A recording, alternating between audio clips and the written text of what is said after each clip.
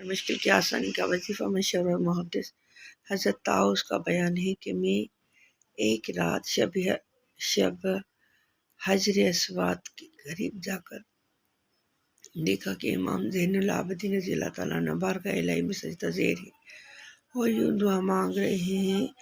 دعا میں پڑھ کے سناتی ہوں۔ اعوذ باللہ من الشیطان الرجیم، بسم اللہ الرحمن الرحیم۔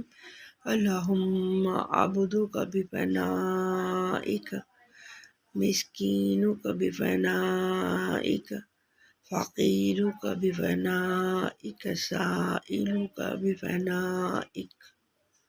ترجمہ: اے اللہ، تیرا بندہ تیری بارگاہ میں حاضر ہے، تیرا مسکین تیری بارگاہ میں حاضر ہے، تیرا محتاج تیری بارگاہ میں حاضر ہے،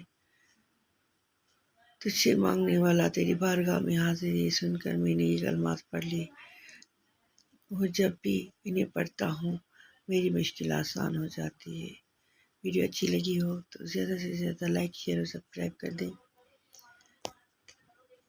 اور اس آیت سے فائدہ اٹھائیں۔ اللہ پاک ہر کسی کی مراد پوری کرے، آمین۔